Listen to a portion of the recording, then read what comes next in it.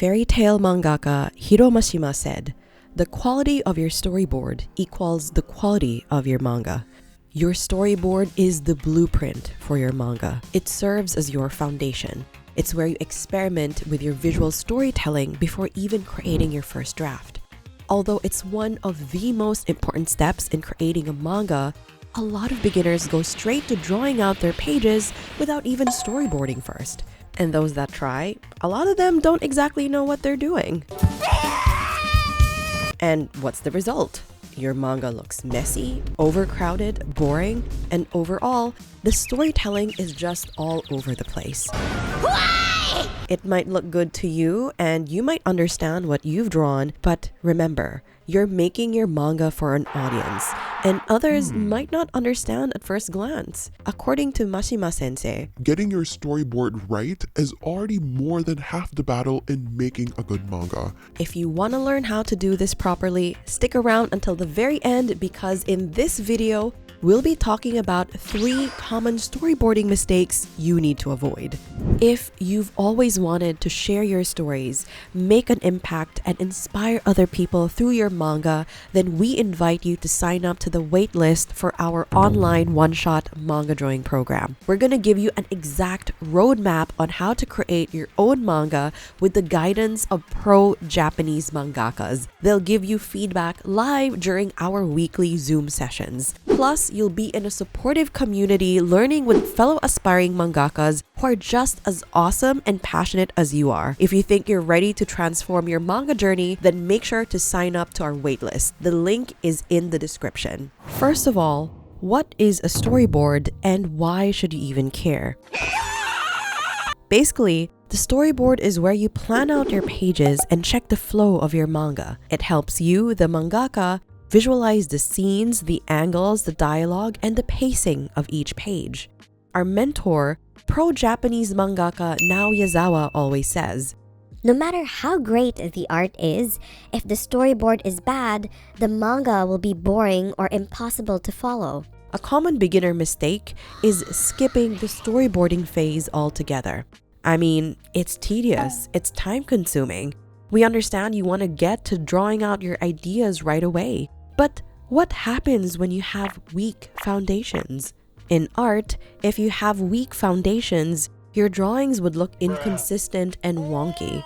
If you don't have the exact reference, then your art also looks weird. I'm sure we've all experienced this. It's a very frustrating feeling. So just like how we need to make time for our art studies, we need to give time to actually create our storyboard and learn how to do it properly. The pro mangakas you idolize, like Hajime Isayama, Kohei Horikoshi, or Masashi Kishimoto, they all make storyboards. They don't skip their foundations, and you as a beginner are not above that either. Now that that's clear, here's the first mistake you need to avoid. We've said this time and time again. Manga is all about visual storytelling. If you want to make a good manga, you need to make sure that your story is clearly laid out for your readers to follow. The key to a clear story is good flow. What do we mean by flow? Flow is how readers read your manga. It's how they go from panel to panel to try to follow your story. Good page flow equals a smooth, easy reading experience.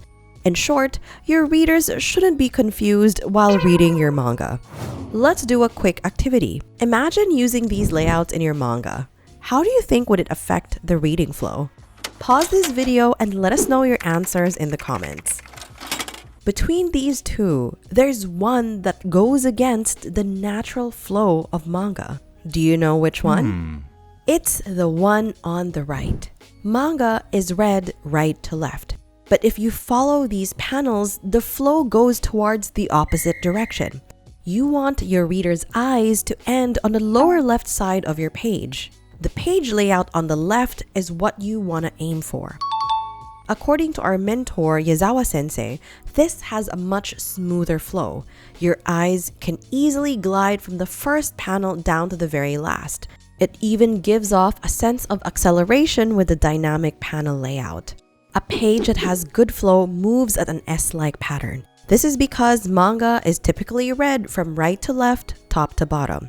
Always consider your reader's eye line. You can create a line through your page to see how everything connects. Your panels, speech bubbles, characters, and sound effects. All these elements have to flow seamlessly in one clear direction so your readers can naturally just glide through the page. There are different ways to make sure this line direction stays consistent. One way is character movement. Let's study this example. In this page from Spy Family, you see Anya punching Damien in the top panel. Notice the direction of the character movement? It's all from right to left. From Anya connecting her punch to Damien's face, to seeing the chain reaction of him getting knocked back, it's all one clear direction. This makes it easier for readers to follow and naturally look at the next panel. In some cases, it doesn't have to be a character that guides the eye. It can be an object. Take this ball from Haikyuu as an example. It's the main subject for this whole spread. The line of action follows the movement of a moving volleyball, and it guides the eye seamlessly within the panels. Here's another tip to improve your story flow. This time, let's use an actual storyboard from our student Courtney. Look at the last tier of panels on the right page. You see a close-up of one of the characters looking off to the side, reacting to something out of view. This directs readers to look in the same direction towards the next panel, revealing the creature that shocked the character. Not only did Courtney create a sense of intrigue at the end of the page, the way she positioned her panels and characters made the reading experience smooth and natural. From panel organization to character movements, you can use different elements to help in creating a good flow in your manga. The second most common mistake we see beginner mangakas make in storyboarding is using repetitive angles. Imagine if you watched your favorite anime or movie all from the same angle. That would be pretty boring, right? It's the same thing for your manga. One great way to add more excitement is by adding different camera angles to create more depth and dimension. To better understand this, let's compare these two storyboards. They're two different storyboards of the same scene. But do you notice the difference? The one on the right looks more interesting and dynamic. Why? Because of the camera angles. You get more depth and a clearer, better sense of space. The left one is a bit more boring to look at, right? The camera is set in one angle and there's not much variety.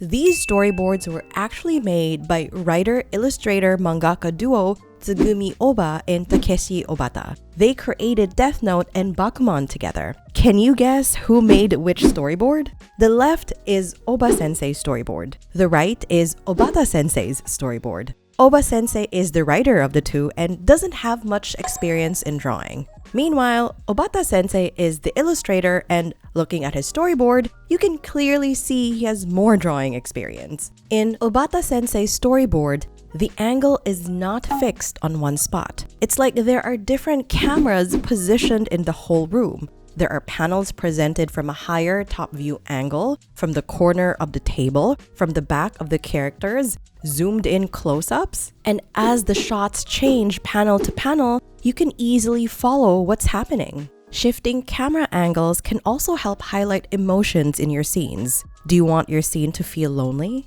You can pull back the camera and show that there's only one character in the frame. Maybe you want to make your readers laugh. You can zoom into your characters' faces to show their reactions to a funny situation. Or maybe you want to emphasize the large size of a character in your story. Then you can do a worm's eye view angle.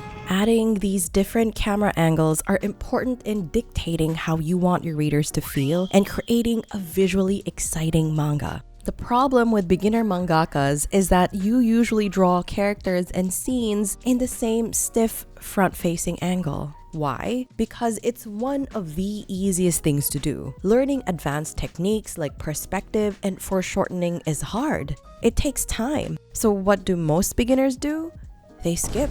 They rush. They try to tell their story heavily reliant on headshots and dialogue to move the story forward, rather than the actual visuals. If you want to make it as a pro mangaka one day, then you have to put your big boy or big girl pants on and challenge yourself to do more. We've said this before. When you're a mangaka, you're not just an illustrator and writer, you're also a director. And just like how movie directors make storyboards to visualize the different scenes in their films, you as the director of your manga have to create dynamic scenes to captivate your audience.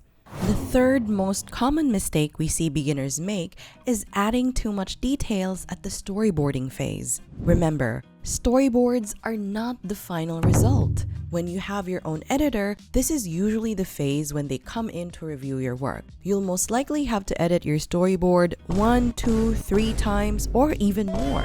Even if you don't have an editor, we still encourage you to try and edit your own storyboard. Take a step back, reread your whole storyboard, and see if there's anything else you can improve on. Since we're expecting to make a lot of edits at this phase, you have to keep it flexible. Don't put too many details on your art. The point of the storyboard is to block your scenes. Just keep it rough. Here's an example of City Hunter mangaka Tsukasa Hojo's storyboard. Look at what he included. The character expressions, character placements, important backgrounds, character details, and a few speech bubbles. Only the most important parts. When you look back at your storyboard, you need to be able to understand and remember what the purpose of each scene was. What was the mood you were trying to portray? Where were your characters at this point of the story? Why did you use this angle or shot for the panel? Fairy tale mangaka Hiromashima said, Your storyboard can be sloppy at first. You don't have to aim for perfection from the beginning. So draw your storyboard with intent. Put in just enough detail so you can remember what your vision is for each scene. If the characters are outside in a park or a forest, you can draw something like trees to reflect that. If your characters are doing an activity like playing sports, include the equipment to show that. Remember, the storyboard is the space for you to edit, edit, edit. If you make a mistake or you feel like the pacing for a certain part is off or a panel is taking up too much space, then don't be scared to make changes. If you're ready to take your manga journey to the next level and want a clear, structured roadmap on how to create your first one-shot manga, then we invite you to sign up to the waitlist for our online one-shot manga drawing program. We'll learn how to draw, write, storyboard, so you can finally produce your manga and share your stories to the world. You'll get to work with pro-Japanese mangakas who will mentor and provide feedback on your work through live Zoom calls. We also have a great community of passionate, aspiring mangakas just like you, so you can learn and grow together. You can click the link in the description to sign up to our waitlist. Can't wait to work with you soon. In the meantime, we talked about adding more angles in your manga earlier, and we have the perfect video to teach you more about different angles, perspectives, and even backgrounds. Ready for your next challenge? Check this out.